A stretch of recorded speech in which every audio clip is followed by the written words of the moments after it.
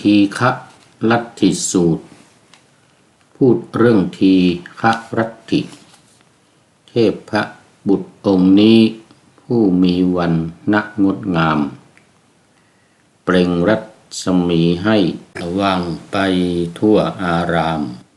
เวลุวันอารามเข้าไปเฝ้าพระมุนีถึงที่ประทับอาจอภิวาทยืนณที่สมควรเหมาะสมดีได้กล่าวคาถานี้ในสำนักพระผู้มีพระภาคนี้ว่าถ้าใครหวังบรรลุธรรมไซเธอพึงเป็นผู้มีฌานมีจิตหลุดพ้นรู้ความเกิดอยู่และเสื่อมซ่านแห่งโลกใจเบิกบานไม่มีตัณหาครอบครองมีธรรมเป็นหัวใจไม่มีทิฏฐิจับจองมีอานิสงส์ครองถึงความสุขสวัสดีขอถวายความนอบน้อมแด่องค์สมเด็จพระสัมมาสัมพุทธเจ้าขอถวายความเคารพพระมหาเถระพระเถรานุเถระเจ้าคณะพระสังฆาธิการทั่วโลกอันมีพระเดชพระคุณพระธรรมเสนาบดีรองเจ้าคณะภาค7วัดพระธาตุดอยสุเทพเป็นต้นและขออำนวยพรแด่ท่านผู้ฟังท่านผู้ชมสาธุชนพุทธบริษัททั้งหลายวันนี้รายการพระไตรปิฎกลอยฟ้าของวัดพระธาตุดอยสุเทพออกอากาศทางสถานีวิทยุพระพุทธศาสนาแห่งชาติและจริยธรรมวัดพระธาตุดอยสุเทพอันมีพ่อครูวันลบนามวงพรหมเป็นผู้อำนวยการอาจารย์พระมหาประสิทธิ์ประสาธิโกเป็นหัวหน้าสถานีและอาตมาภาพพระครูปริยัติยานุศาสตร์เป็นผู้บรรยายเป็นประจำทุกวันเวลา5 ทุ่มถึงเที่ยงคืนและสถานีวิทยุเพื่อการศึกษาพระพุทธศาสนาและวัฒนธรรมวัดฝายหินตำบลสุเทพอำเภอเมืองจังหวัดเชียงใหม่โดยมีพระครูสมุวิศวัตรวรกิจโจเป็นผู้อำนวยการและเป็นหัวหน้าสถานีออกอากาศวันจันทร์ถึงวันศุกร์เวลา8 นาฬิกาถึง9 นาฬิกาวันนี้ก็เหมือนเดิมถ่ายทอดเสียงมาจากเกาะไอกุนนาเมืองทานลินประเทศเอสโตเนียเพราะว่าขณะนี้กำลังพักผ่อนนอนหนาวอยู่ที่วัดโพธิศูนย์ปฏิบัติธรรมวัดพระธาตุดอยสุเทพไอกุนนาทานลินเอสโตเนียแล้วก็จะอยู่ที่นี่ไปเป็นเวลา1 ปีผ่านมาแล้ว1 เดือนนะอากาศก็กำลังหนาวตอนนี้ก็-5 องศาตอนกลางวันดีหน่อย-2ขึ้นมาตอนกลางคืนดึกมานี่ก็-4 -5บางวัน-6นี่ก็เพิ่งกลับมาจากเมืองหลวงกลับมาที่เกาะไอกุนนาซึ่งเป็นที่ตั้งของวัดโพธิ และมีท่านอาจารย์ด็อกเตอร์อันดรุสทิตยาโนเป็นเจ้าอาวาสท่านเป็นคนเอสโตเนียโดยกำเนิดเขาเรียกว่า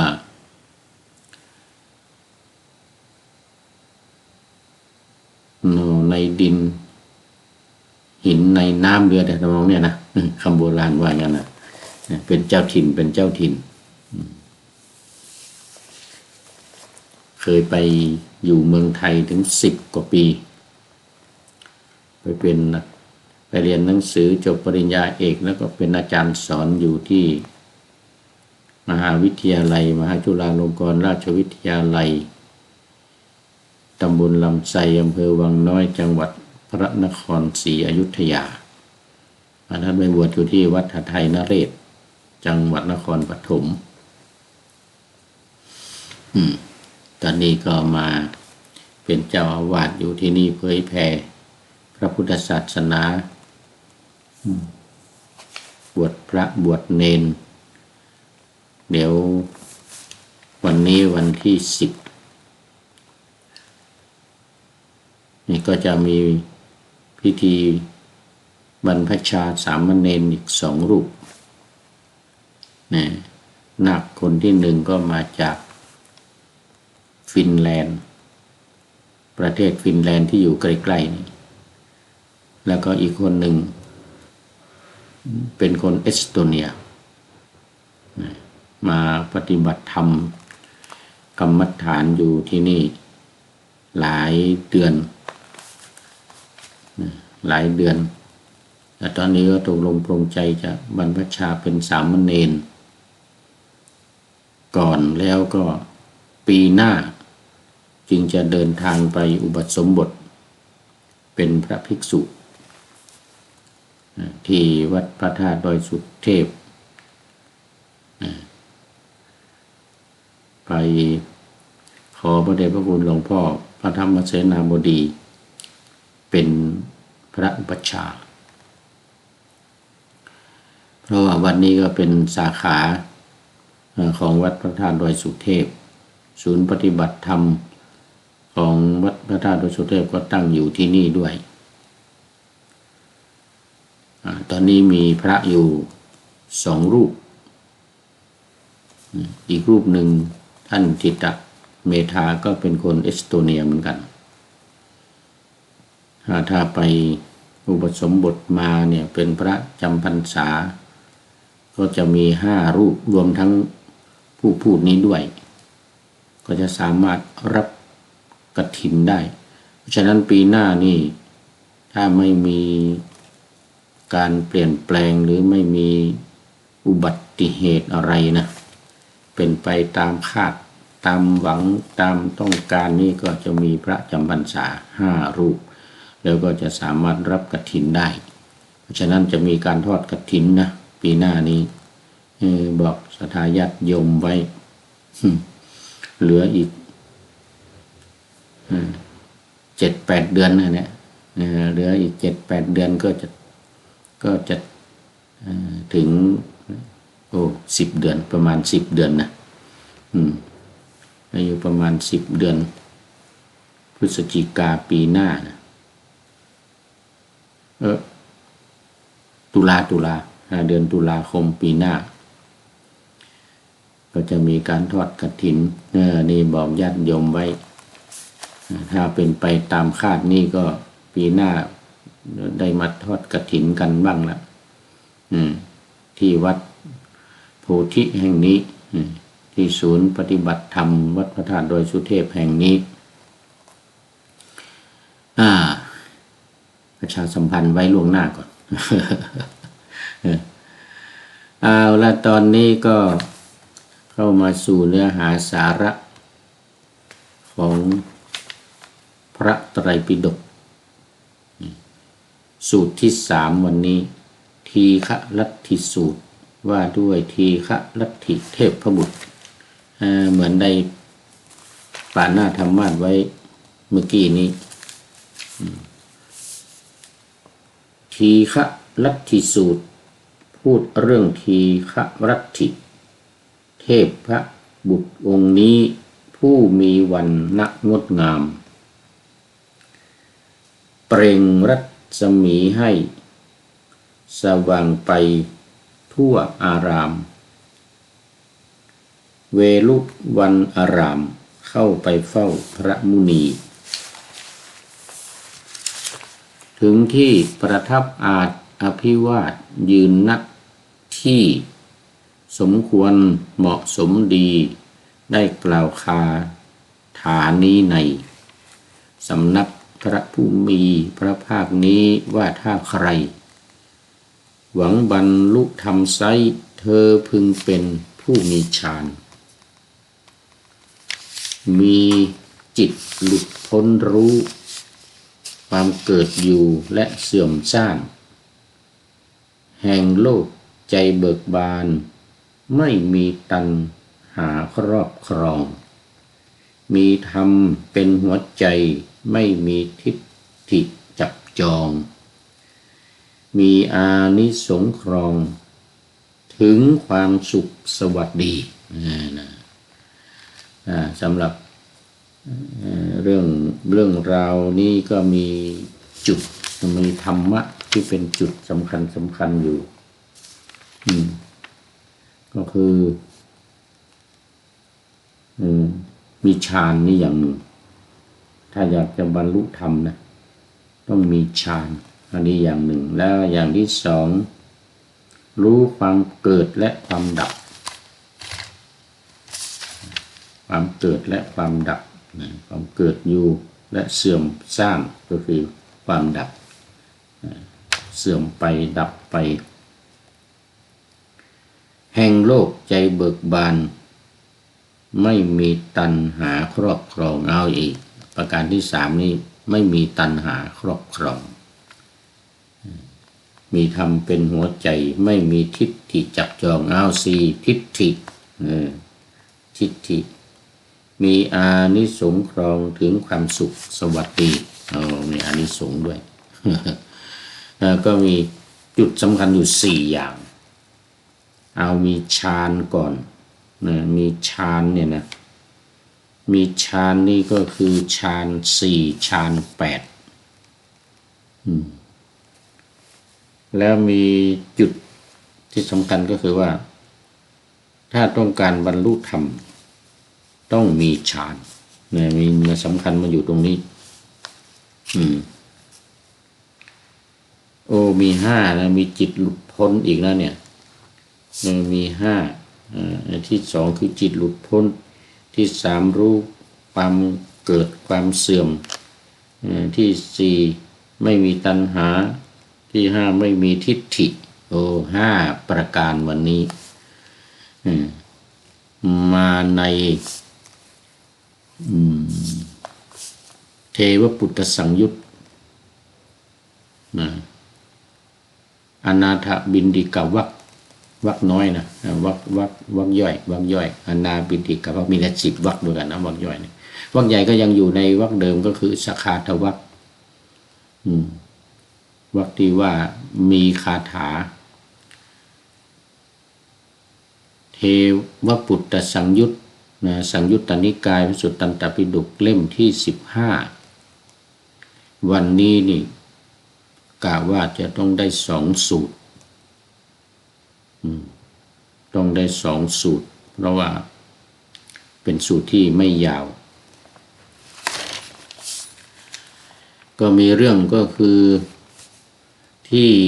เชตวันเวรุวันสมัยที่พระพุทธองค์ประทับอยู่ที่เวรุวันสถานที่ให้เหยื่อกระแตเขตกรุงราชคฤห์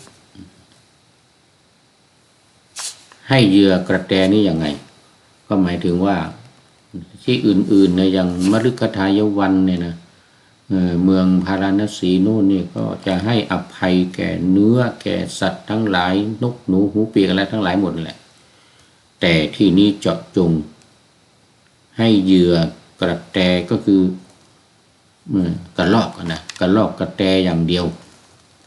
อย่างอื่นไม่ให้ แปลกเหมือนกันราชคฤห์นี่นะมันมีอีกที่หนึ่งอีกวัดหนึ่งก็ให้อภัยแก่นกยูงอย่างเงี้ยนะแต่นั่นเป็นวัดของฮินดูศาสนาพราหมณ์สมัยนั้นเป็นวัดของฮินดูอันนั้นให้เหยื่อแก่นกยูงอีกละให้อภัยแก่นกยูงที่ให้อภัยแก่กระแตอย่างเดียวเนี่ยมันมีประวัติมาเคยเล่าอีกนะเคยเล่ามาก่อนแล้วเล่าอีกหน่อยให้กระแตเนี่ยนะก็กระรอกกระแตเนี่ยมันมีอยู่ครั้งหนึ่งพระเจ้าพิมพิสารเนี่ยไปสวนไปอุทยานไปพระราชอุทยานคือสวนไม้ไผ่นี่แหละสวนไม้ไผ่ตอนนั้นมันยังไม่เป็นวัดเวฬุวันนะมันยังไม่เป็นวัดมีอยู่วันหนึ่งพระราชาเสด็จไปพักผ่อนแล้วงีบหลับไปเกิดมีงูตัวหนึ่งยกแผ่พังพานขึ้นมาจะฉกพระราชาพระเจ้าพิมพิสารนี่แหละเนี่ยก็บังเอิญก็มีกระแตตัวหนึ่งมีกระแตตัวหนึ่งมาเคาะหูของพระราชากระแตตัวนี้ก็เป็นกระแตมีบุญเหมือนกันนะเห็นกระแตนี่หรือตั้งใจหรือไม่ตั้งใจก็ไม่รู้นะแต่ว่าพระราชาตื่นแต่ตามประวัติเห็นว่ามาเคาะหูนะคือเอาปากมาใกล้ๆแล้วก็เอาปากมาเคาะที่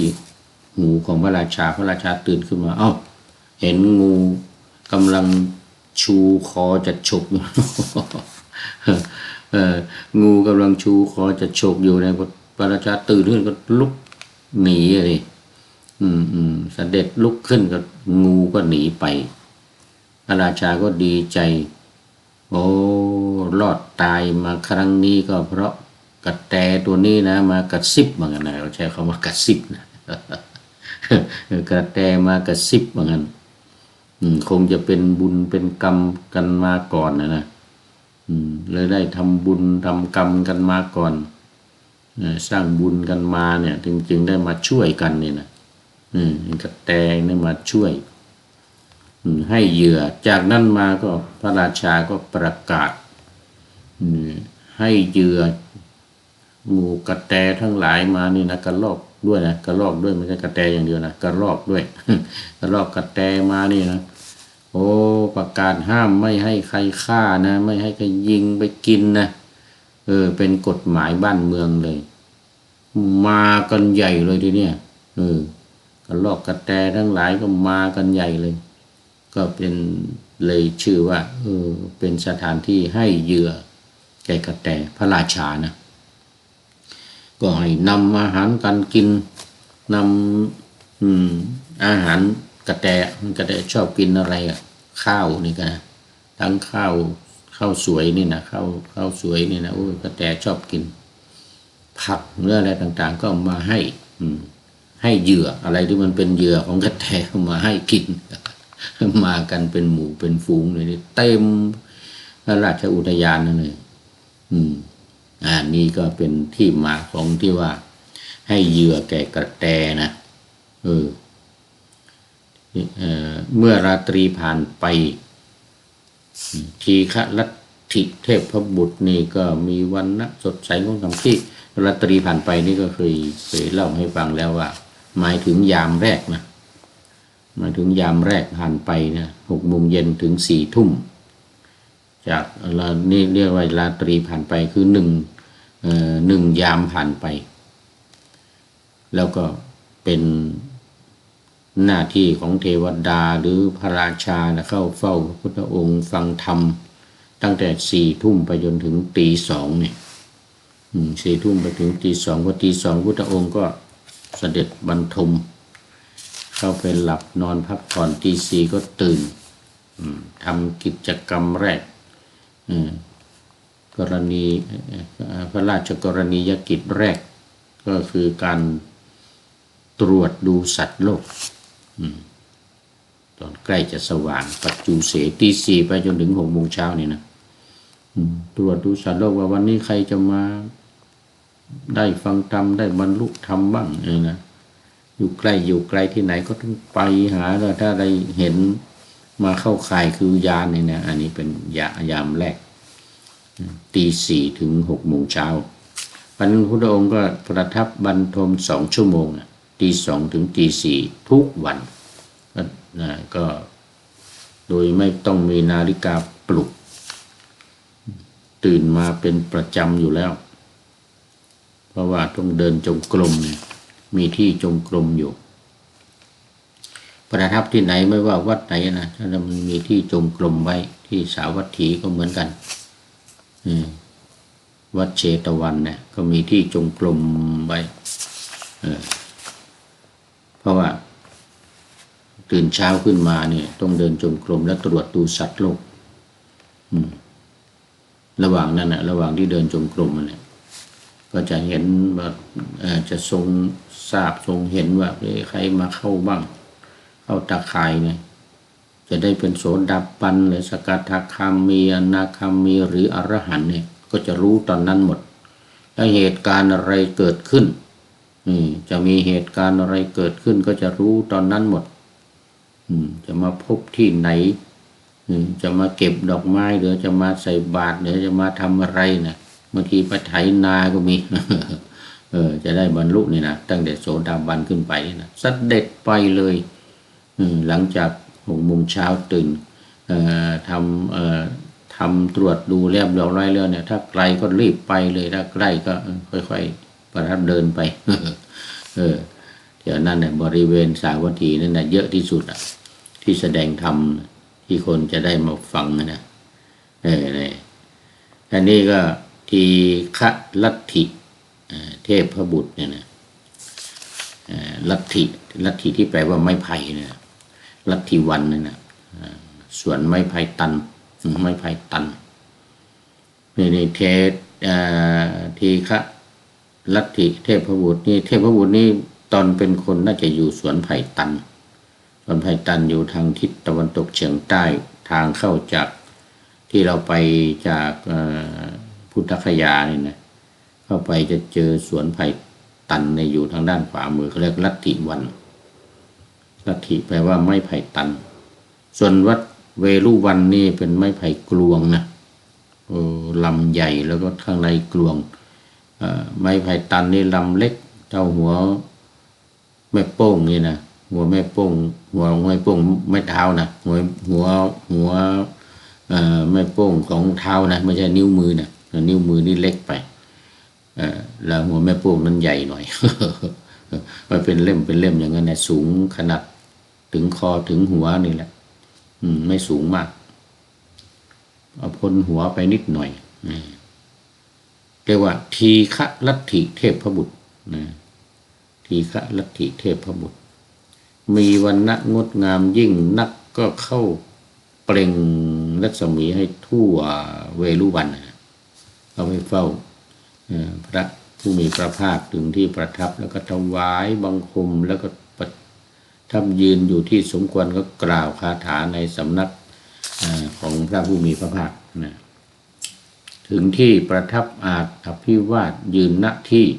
สมควรเหมาะสมดีได้กล่าวคาถานี้ในสำนักพระผู้มีพระภาคนี้ว่าถ้าใครหวังบรรลุธรรมไซเธอพึงเป็นผู้ได้ฌานผู้มีฌานเอาละฌานนี้คนจึงพูดมาบ่อยๆหลายครั้งเอาทบทวนอีกหน่อยได้ฌานมีฌานนี่มียังไงเอาฌานวิปัสสนาก่อนฌานของวิปัสสนานี่คือ1 2 3 4นะปฐมฌานทุติยฌานจตุตฌานแล้วก็เดี๋ยวตติยฌานและจตุตฌานนี่นะเขาเรียกว่าเป็นฌานของวิปัสสนาของผู้ปฏิบัติวิปัสสนาเพราะอะไรทำไมจึงเป็นของวิปัสสนานะก็เพราะว่าจะต้อง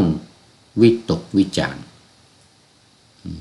วิตกยกหัวข้อขึ้นมาวิจารณ์ก็พิจารณาตีความหมายขยายความ73ข้อส่วนญาณของฌานของสมถะนั้นมีข้อ5 6 7 8อันนี้เป็นญาณของสมถะไม่มีการพิจารณาไม่มีการยกหัวข้อธรรมขึ้นมาพิจารณาคือไม่มีวิตกวิจารณ์ฌานที่2ปีติก็ไม่มีวิตกวิจารณ์เหมือนกันฌานที่3เกิดความสุขวิตกวิจารณ์กับปีติหายไปฌานที่4เอกคตารมณ์วิตกวิจารณ์ปีติความสุขหายไปเหลือแต่เอกคตารมณ์คือจิตเป็นหนึ่งและมีอุเบกขาไว้กำกับอันนี้เรียกว่าฌานที่4 1 2 3 4นี่เป็นฌานของผู้ปฏิบัติวิปัสสนาคือไม่ต้องทำอะไรมากเข้าฌานที่1อย่างเดียว2 3 4มันจะเกิดขึ้นเองไม่เกิดก็แล้วไปไม่เกิดก็ไม่ง้อที่สำคัญคือง้อฌานที่1องค์ง้อองค์ฌานที่1ไม่ได้หมายถึงว่าได้ฌานนะองค์ฌานที่1มันคือวิตกกับวิจารณ์เนี่ยพูดมาบ่อยๆหลายครั้ง พูดมาบ่อยๆหลายครั้งแล้ววิตกคือเอาหัวข้อขึ้นมาวิจารณ์ก็คือพิจารณาที่เราใช้กันเนี่ยคำว่าวิตกเนี่ยนะวิตกกังวลอย่างนั้นนะใช้มาคู่กับกังวลคำว่าวิตกก็คือกังวลถึงนึกถึงหรือปรารภถึงสิ่งอารมณ์ของวิปัสสนาเนี่ย72ข้ออย่างใดอย่างหนึ่งเนี่ยยกขึ้นมาแล้วก็ตีความหมายอธิบายความไปขยายความไปจึงเป็นวิปัสสนาส่วนสมถะนั้นไม่ต้องสมถะนั้นทำจิตให้สงบอย่างเดียวความจริงก็เริ่มตั้งแต่ฌานที่1 2 3นี้ไปเริ่มของวิปัสสนาก่อนพอไปถึงฌานที่4แล้วก็เข้าต่อที่5ไม่มีวิตกวิจารณ์ทั้งหมดตั้งแต่ฌานที่2นะวิตกวิจารณ์ไม่มีทำสมาธิจิตอย่างเดียวทำให้จิตสงบเพื่อให้เกิดปัญญาแล้วก็บรรลุเป็นพระอรหันต์หลุดพ้นโดยใจเรียกกันว่าเจโตวิมุตติเจโตวิมุตติส่วนวิปัสสนานี่ก็จะต้องพิจารณาธรรมอย่างว่ายกหัวข้อธรรมขึ้นมาพิจารณาขันธ์5เป็นต้นปฏิจจสมุปบาทเป็นที่สุดแล้วสรุปลงในไตรลักษณ์คืออนิจจังทุกขังอนัตตาว่าทั้ง73หัวข้อเนี่ยนะมันเป็นอนิจจังเนี่ยมันเป็นไม่เที่ยงแล้วมันเป็นทุกขังเนี่ยมันเป็นทุกข์และเป็นอนัตตาคือไม่ใช่ตัวตนบังคับไม่ได้นี่เรียกว่าการพิจารณาวิปัสสนานี้การปฏิบัติวิปัสสนานี้ปฏิบัติอย่างนี้เข้าปฐมฌานนะแล้วได้บรรลุธรรมโดยการรู้แจ้งเห็นจริงในการพิจารณาดังนั้นในที่นี้จึงบอกว่าถ้าอยากจะบรรลุธรรม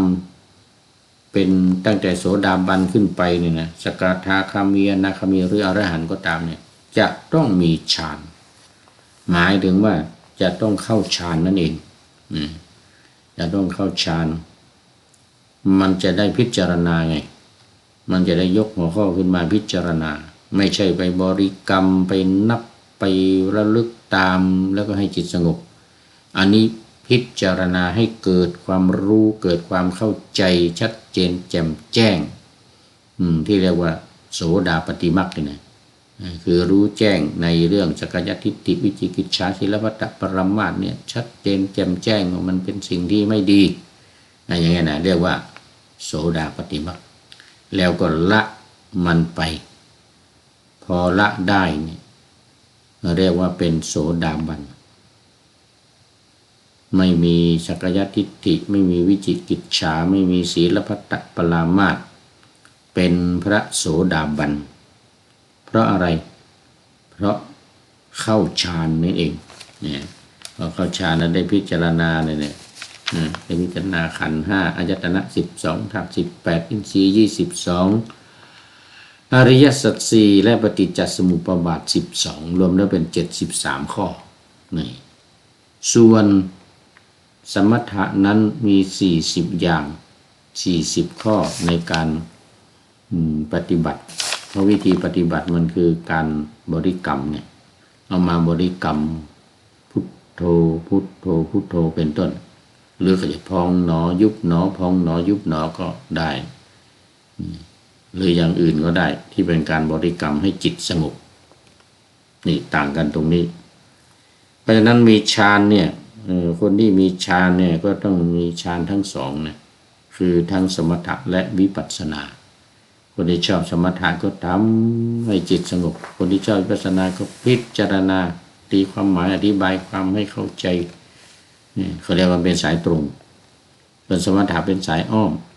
คือให้จิตสงบและเกิดปัญญาเองตรัสรู้เองแล้วก็ไม่ต้องมีใครมาสั่งมาสอนนี่เรียกว่าเป็นฝ่ายสมถะใจเย็นๆทำไปไม่รู้ว่าปัญญาจะเกิดเมื่อไหร่ไม่รู้ว่าจะตัดกิเลสตัณหาได้เมื่อไหร่ไม่สนใจปฏิบัติอย่างเดียวได้ฌานหมายถึงว่าได้ที่2ที่3ที่4นะฌานที่1ผ่านไปได้ที่2อย่างเงี้ยได้ที่1ได้ทั้ง2คือมันผ่านไปมันหยุดเรียกว่าได้ละผ่านไปแล้วก็อยู่ฌานที่2มาอยู่ฌานที่3มาอยู่ฌานที่4อย่างเงี้ยคราวนี้ของสมถะบ้างก็เริ่มตั้งแต่ที่5ไป5 6 7 8อากาสานัญจายตนะมีอากาศไม่มีที่สิ้นสุดวิญญาณัญจายตนะมีวิญญาณไม่มีที่สิ้นสุดนะก็เริ่มตั้งแต่นี้ไปอากินจัญญาข้อที่7นั่นก็เน้นความว่างเปล่าอาเนวสัญญานาสัญญายตนะนั่นก็ไม่ยึดถือในอารมณ์ที่เกิดขึ้นนั้นปล่อยให้เป็นไปตามธรรมชาติเห็นสักว่าเห็นได้ยินสักว่าได้ยินเหล่านี้เป็นต้นเรียกว่าเนวสัญญานาสัญญายตนะมีสัญญาก็ไม่ใช่ไม่มีสัญญาก็ไม่ใช่ว่างั้นก็คือนึกอะไรขึ้นมาได้จำอะไรขึ้นมาได้แต่ว่าไม่ได้สนใจไม่ได้ยึดติดยึดมั่นถือมั่นเกิดขึ้นปล่อยไปเกิดขึ้นปล่อยไปอย่างเงี้ยก็เรียกว่าเนวสัญญานาสัญญายตนะองค์ที่8เพราะนั้น5 6 7 8นี่เป็นฌานของผู้ปฏิบัติสมถกรรมฐาน1 2 3 4สำหรับผู้ปฏิบัติวิปัสสนาจึงจะได้บรรลุเป็นขั้นเป็นตอนไปมีโสดาบันเป็นต้นแล้วก็มีจิตหลุดพ้นจิตหลุดพ้นนี่ก็คือพ้นจากกิเลสสังโยชน์ทั้งหลายดังที่กล่าวไว้บ่อยๆสังเกตตัวกิเลสใหญ่ๆคือราคะโทสะโมหะนี่หลุดพ้นไม่มีราคะโทสะโมหะแล้วก็สังโยชน์ทั้ง10ประการไม่มีเนี่ยสักกายทิฏฐิเป็นต้นอวิชชาเป็นที่สุดเนี่ยอันนี้เรียกว่าหลุดพ้นหลุดพ้นข้อที่2ข้อที่3รู้ความเกิดความเสื่อมอันนี้ก็คือเกิดขึ้นแล้วดับไปเกิดขึ้นตั้งอยู่ดับไปคนจริงนะตั้งอยู่ระยะหนึ่งเล็กๆน้อยๆ40 ปี50 ปี80 90 ปีสูงสุดก็120นะสมัยเรานี่นะสมัยพุทธเจ้าเรามา 2,000 ปีมาเนี่ยคนอายุไขจะ120ต่ำสุดก็80ตรงกลางก็คือ190 100นี่แหละนี่เรียกว่ารู้ความเกิดและความเสื่อมของสังขารนี้ก็ตกอยู่ในอนิจจังนั่นเองตกอยู่ในอนิจจังและอนัตตาเพราะว่าพอมันไม่เที่ยงมันเป็นทุกข์เนี่ยมันจึงเป็นอนัตตาไม่อยู่ในบังคับของเราควบคุมมันไม่ได้ไม่ให้เป็นโรคภัยไข้เจ็บก็ไม่ได้ไม่ให้เกิดไม่ให้ตายก็ไม่ได้ไม่ให้เจ็บก็ไม่ได้เนี่ยไม่ให้แก่ก็ไม่ได้เกิด เกิดไม่ใช่เกิดมันเกิดมาแล้วแก่เจ็บตายเนี่ยไปห้ามไม่ได้เรียกว่าเป็นอนัตตานี่เห็นความเกิดและความดับความเสื่อมเกิดขึ้นแล้วก็เสื่อมไปหรือดับไปของโลกโลกในที่นี้หมายถึงชาวโลกหมายถึงมนุษย์หมายถึงคนเรานี่นะหมายถึงคนเรานี่เพราะว่าโลโกโลกะเนี่ยมีความหมายสองอย่างหมายถึงแผ่นดินก็ได้แผ่นดินที่เราอยู่กันทุกวันเนี่ยแล้วก็หมายถึงสัตว์ทั้งหลายมีมนุษย์เป็นต้นสัตว์ทั้งหลายเนี่ยสัตว์เดรัจฉานทั้งหลายเนี่ยก็จะมีลักษณะเหมือนเดียวกันนี่หมดเหมือนเดียวกันนี่หมดคือเกิดขึ้นตั้งอยู่แล้วก็ดับไปไม่มีใครอยู่ค้ำฟ้าแล้วก็ไม่มีตัณหาไม่มีตัณหาคราวนี้ละเข้ามาในตัณหาสามอีกละท่านผู้ฟังได้อย่าเบื่อหรือไม่ก็รำคาญนะเพราะว่าคนที่ไม่จำมีหรือคนฟังใหม่ยังไม่เคยได้ฟังก็จะได้รู้คนที่ฟังมาแล้วแต่มันยังไม่จำไม่เข้าใจก็จะได้จดจำจะได้เข้าใจ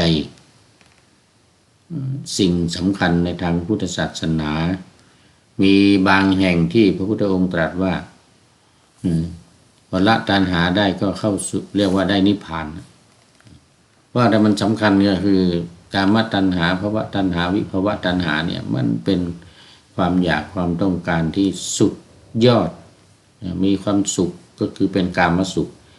มีความทุกข์ก็คือกามนี่แหละมันเป็นทุกข์มันเป็นทุกข์ทำให้เดือดร้อนนี่คือโลกคำว่าโลกไม่มีตัณหาครอบครองแล้วมีธรรมเป็นหัวใจธรรมเป็นหัวใจนี่คืออะไรบ้างหนึ่งทิฏฐิสองความจริงตัณหาเนี่ยมันก็เป็นหัวใจเหมือนกันนะเป็นหัวใจสำคัญเหมือนกันดังนั้นทิฏฐิเนี่ยสำคัญกว่าถ้าว่ามีทิฏฐิมีความเห็นผิดนี่แต่ถ้าเป็นสัมมาทิฏฐิก็มีความเห็นถูกถ้ามีความเห็นผิดนี่จะต้องได้แก้ไขปรับปรุง เข้ามาจับจองแล้วก็มีอานิสงส์มีอานิสงส์ก็คือผลพลอยได้อันเกิดจากการบรรลุธรรมนี่เองไม่ว่าขั้นไหนนะขั้นโสดาบันสกทาคามีอนาคามีจนถึงพระอรหันต์เรียกว่าเป็นอานิสงส์อันที่เกิดจากการปฏิบัติธรรมเกิดจากการให้ทานการรักษาศีลเหล่านี้นะยังมีอานิสงส์เกิดขึ้นเอาละวันนี้ก็จบไปอีกหนึ่งสูตรนะคือสูตรที่ว่าด้วยเทพบุตรชื่อลัทธิเทพบุตรทีฆะด้วยไม้ไผ่ยาวเนี่ยทีฆะลัทธิไม้ไผ่ตันเล่มยาวนะที่เป็นคาถาก็มีว่าถ้าภิกษุหวังการบรรลุธรรมที่เป็นหัวใจมีธรรมที่เป็นหัวใจเป็นอานิสงส์เธอพึงเป็นผู้มีฌานมีจิตหลุดพ้นรู้ความเกิดขึ้นและความเสื่อมไปแห่งโลกมีใจดีไม่มีตัณหาและทิฏฐิสองอย่างนะไม่มีปัญหาและทิฏฐิมีใจดีอันเกิดจากการที่ได้อานิสงส์ได้ธรรมที่เป็นหัวใจเข้ามา ธรรมที่เป็นหัวใจของพระพุทธศาสนาความจริงแล้วคืออริยสัจธรรมทั้ง4ประการนะเป็นสิ่งเป็นหัวใจเป็นธรรมะที่พระพุทธเจ้าตรัสรู้คือตรัสรู้ธรรมที่เป็นอริยสัจธรรมทั้ง4ประการทุกข์สมุทัยนิโรธมรรคนี่คือธรรมที่เป็นหัวใจสำคัญและอีกอย่างหนึ่งวันมาฆบูชานั่นก็จะมีธรรมที่เป็นหัวใจอีกก็คือปาติโมกข์ปาติโมกข์ก็เป็นหัวใจเหมือนกันปาติโมกข์สังวรนะก็สำรวมในปาติโมกข์นี่เรียกว่าธรรมที่เป็นหัวใจของพุทธศาสนามีอยู่หลายอย่างสัพพปาปัสสะอาการนังกุศลสูปสัมปทาสจิตตปริโยทัปปนังนั้นก็เป็นหัวใจเหมือนกันหัวใจของพระพุทธศาสนาเมื่อย่อลงมาแล้วเนี่ยมันก็อยู่ในอริยสัจธรรมทั้ง4ประการทุกข์สมุทัยนิโรธมรรคย่อลงอีกเป็น2คือทุกข์กับความดับทุกข์ที่ว่าไว้บ่อยๆเอาละจบสูตรทีฆะลัทธิสูตรต่อไปเอาอีกสักสูตรหนึ่งก็คือนันทนสูตรสูตรที่ว่าด้วยนันทนะเทพบุตรก็อยู่ในนิกายเดียวกันคือทีฆะนิกายขออภัยสังยุตตนิกายแต่คนละสังยุตนะสังยุตที่1นั่นคือเทวตาสังยุตหมวดที่2เนี่ยเรียกว่า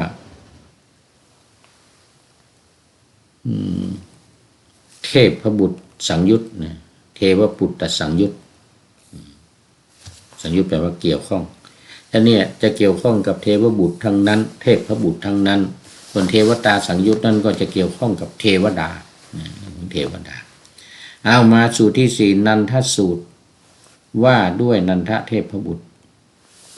นันทเทพบุตรนี้ก็เข้ามาที่เชตวันเหมือนกันที่เก่าเวลาเดิมเวลา4 ทุ่มถึงตี 2แล้วก็กล่าวคาถาอีกเหมือนเดิมนั่นแหละเหมือนเทวดาเหมือนเทพบุตรเทพบุตรองค์ก่อนๆเทวดาองค์ก่อนๆที่เล่ามาแล้วข้าแต่พระโคดมผู้มีปัญญาดุจแผ่นดินเหมือนนะปะชมก่อนไว้ชมก่อนข้าพระองค์ขอทูลถามพระองค์ถึงญาณทัศนะญาณทัศนะมาแล้วอันไม่มีสิ่งใดขวางกั้นเหมือนกันนะของพระผู้มีพระภาคนี่ญาณทัศนะบัณฑิตทั้งหลายเรียกบุคคลประเภทใดว่าเป็นผู้มีศีลประเภทใดว่าเป็นผู้มีปัญญาบุคคลประเภทใดล่วงทุกข์ได้เทวดาทั้งหลายบูชาบุคคลประเภทใดนี่อันนี้เป็นคำถามที่เทวดาเนี่ยถาม1ญาณทัศนะ2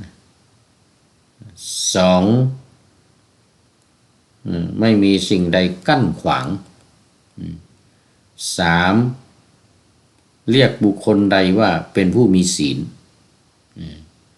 และ4เรียกบุคคลใดว่าเป็นผู้มีปัญญา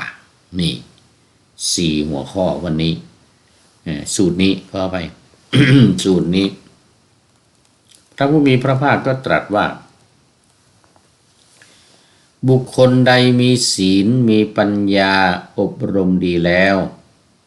มีจิตตั้งมั่นยินดีในฌานมีสติและความเศร้าโศกได้หมดสิ้นละความเศร้าโศกได้หมดสิ้นสิ้นอาสวะแล้วเหลือไว้แต่ร่างกายในชาติสุดท้ายบัณฑิตทั้งหลายเรียกบุคคลประเภทนั้นว่าเป็นผู้มีศีล เป็นผู้มีปัญญาบุคคลประเภทนั้นล่วงทุกข์ได้แล้วเทวดาทั้งหลายบูชาบุคคลประเภทนั้นนี่มาดูหลักธรรมอะไรที่เนี่ยหลักธรรมที่ว่านี้ก็คือบุคคลใดมีศีลหนึ่งแล้วนะสองมีปัญญาแล้วก็สามมีจิตตั้งมั่นอันนี้หมายถึงสมาธิสี่ยินดีในฌานห้ามีสติหกละความเศร้าโศกได้ทั้งหมดได้สิ้นเชิงความเศร้าโศกนี่หมายถึงอาสวะทั้งหลายเนี่ยนะแต่มันมีอีกว่าสิ้นอาสวะแล้วละความเศร้าโศกนี่ก็คืออาสวะเหลือไว้แต่ร่างกายอย่างนั้นนะในชาติสุดท้ายก็คือหมดกิเลสมีศีลมีปัญญามีจิตตั้งมั่นก็นี่ก็คือศีลสมาธิปัญญานั่นเองแล้วยังเพิ่มเข้ามาคือยินดีในฌานก็อย่างที่เล่าไปเมื่อกี้นี้ปฐมฌานจนถึงอัฏฐฌานที่8ปฐมฌานถึงอัฏฐฌานซึ่งเป็นฌานที่8แล้วก็บัณฑิตทั้งหลายเรียกบุคคลประเภทนั้นแหละว่าเป็นผู้มีศีลก็คือศีลสมาธิปัญญาศีลก็บอกอยู่แล้วศีลสมาธิปัญญาในคำถามนี้ว่าบุคคลประเภทใดเรียกว่าเป็นผู้มีศีลก็คนที่มีศีลสมาธิปัญญาหรือมักมีองค์8ประการก็ได้มันก็จะมีปัญญาศีลสมาธิในตัวเดียวกันนี่แหละจึงเรียกว่าอยู่ในชาติสุดท้ายก็หมายถึงว่าได้บรรลุแล้วได้เป็นพระอรหันต์เป็นอรหัตผลเลยเป็นพระอรหัตผลนุ่นแล้วก็ละความเศร้าโศกหมดสิ้นว่างั้นนะความเศร้าโศกทั้งหลายมันเกิดจากอะไรความโศกเกิดจากสิ่งอันเป็นที่รักพลัดพรากจากไปความโศกก็เกิดขึ้น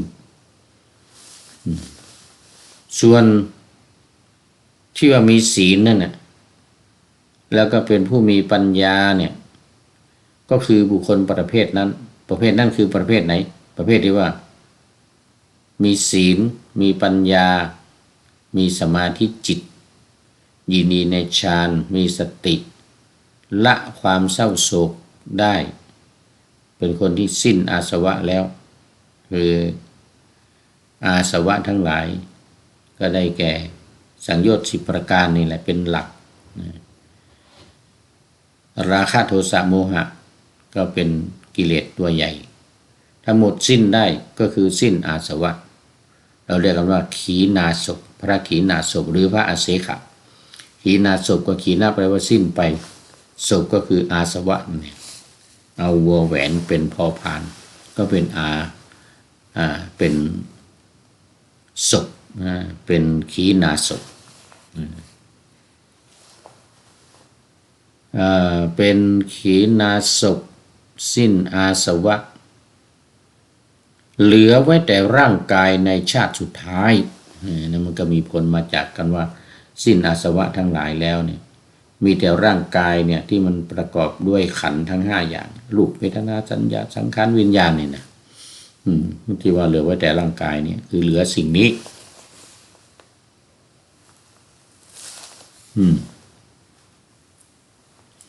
บัณฑิตทั้งหลายเรียกบุคคลประเภทนั้นว่าเป็นผู้มีศีลเป็นผู้มีปัญญาบุคคลประเภทนี้ล่วงทุกข์ได้แล้วเทวดาทั้งหลายบูชาบุคคลประเภทนั้นที่คำถามของเทพบุตรเนี่ยที่ว่าบรรบูชาอะไรเนี่ยนะผู้มีปัญญาดุแผ่นดินข้าพระองค์ทูลถามญาณทัศนะญาณทัศนะรู้ญาณทัศนะแล้วเนี่ยก็หมายถึงว่าจะได้บรรลุธรรมนั่นเองญาณทัศนะนี้จะหมายถึง ปะปัจจเวกขณญาณโอ้นี่ต้องไปดูญาณ16นะนี่ปัจจเวกขณญาณนะปัจจเวกขณญาณนี่คือมันก็ญาณที่รู้ครองรู้ว่ากิเลสตัณหาอะไรหมดสิ้นไปแล้วนะข้ามโคตรภูญาณไปแล้วเรียกว่าปัจจเวกขณญาณญาณที่รู้ว่าพิจารณาว่าสิ่งทั้งหลายกิเลสทั้งหลายหมดไปแล้วพรหมจรรย์อยู่จบแล้วไม่จำเป็นต้องศึกษาแล้วเรียนเป็นพระอาเสขะอันนี้เรียกว่าปัจจเวกขณญาณปัจจเวกขณญาณญาณที่รู้เขาเรียกว่าเฉพาะเรียกเฉพาะรู้เฉพาะปัจจานี่มันมาจากคำว่าปฏิปฏิเอาติเนี่ยแปลงเป็นจอจาน2 ตัวแล้วมาต่อกับปะนั่นก็เป็นปัจจะเป็นปัจจะปฏินี่แปลว่าเฉพาะญาณที่รู้เฉพาะในเรื่องของอาสวะมันหมดไปกิเลสหมดไปเนี่ยเขาเรียกว่าปัจจเวกขณญาณเป็นในญาณ16นะในญาณ16เป็นญาณสุดท้ายเริ่มตั้งแต่แยกรูปแยกนามเขาเรียกว่านามรูปปริเฉทญาณญาณที่แยกรูปแยกนามได้แยกรูปแยกนามยังไงก็หมายถึงว่าในขันธ์5เนี่ยเป็นรูปอย่างหนึ่งแล้วก็เป็นนามอีกอย่างหนึ่งเป็นรูปยังไงเป็นรูปก็คือรูป28อย่างมีภาษาทรูปเป็นต้นตาหูจมูกลิ้นกายเนี่ยนะอันนี้เรียกว่าเป็นรูปอาศัย28นั่นมันเป็นมหาภูตรูป4รูปอาศัยนี่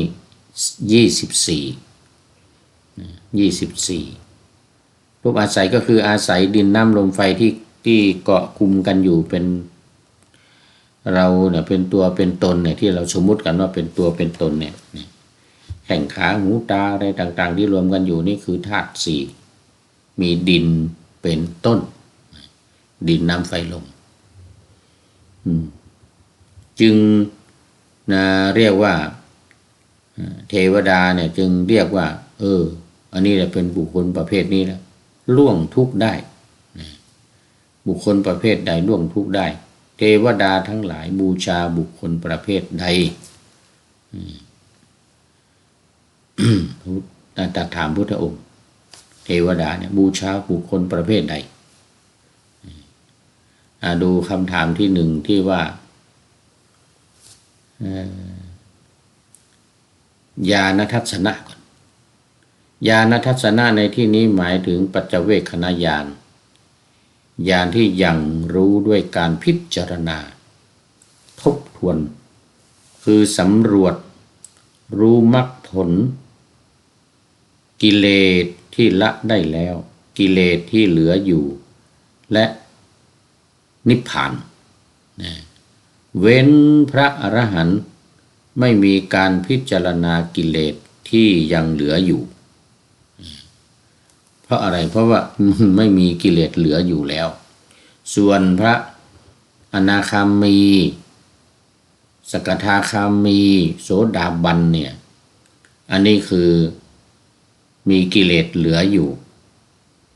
เป็นอริยบุคคลก็จริงแต่มีกิเลสเหลืออยู่ยังพระโสดาบันเนี่ยก็ยังเหลือมีสังโยชน์หมดไป3ข้อใช่ไหม1 2 3 4 5 6 7 8 9 10ยังเหลืออยู่เราเรียกอีกอย่างหนึ่งว่าพระเสขะมีญาณทัศนะได้ญาณทัศนะแล้วเนี่ยก็คือได้พิจารณาอย่างรู้ว่าไอ้กิเลสของตัวเองเนี่ยมีอยู่เหลืออยู่เท่าไหร่เหลือมากเหลือน้อยเท่าไหร่ถ้าเป็นโสดาบันก็เหลืออีก7 ข้อสังโยชน์ ตัวใหญ่ราคะโทสะโมหะก็เหลืออยู่เต็มอย่างเงี้ย เหลืออยู่เต็มเลยดังนั้นคำถามของเทวดาที่ตอบในประเด็นนี้ก็มีดังนี้หมดเวลาพอดี วันนี้ก็หมดเวลาต้องนำรายการจากท่านผู้ฟังไปก่อนละนะ ขอนำพระไตรปิฎกลอยฟ้าไปจากผู้ฟังทั้งหลายในโลกล่าวันต่อไปจะได้จรย้อนกลับมาสู่สถานีใหม่ให้ท่านฟังอย่าลืมเปิดวิทยุหรือเครื่องรับโทรศัพท์โมบายคอมพิวเตอร์ผัง YouTube เฟซเพจไลน์ให้ดังเพื่อชมฟังรายการวันต่อไปขอทุกท่านมีความสุขทุกคืนวันนำธรรมะประกอบการงานทั้งหลายเช่นขยันทำงานทางวาจากายใจขวนขวายกิจการงานนานาบำเพ็ญสาธารณประโยชน์เว้นสิ่งที่มีโทษโหดเยี่ยงสาประกอบแต่กรรมดีมีราคาแสวงหาเงินทองครองใจคนเสียสละพละทรัพย์นับมากน้อยไม่ให้ล้านก็ให้ร้อยไม่ด้อยผลเอื้อคนรวยช่วยคนยากฝากคนจนให้ทุกคนเท่ากันมาตรฐานเดียวขอเจริญพร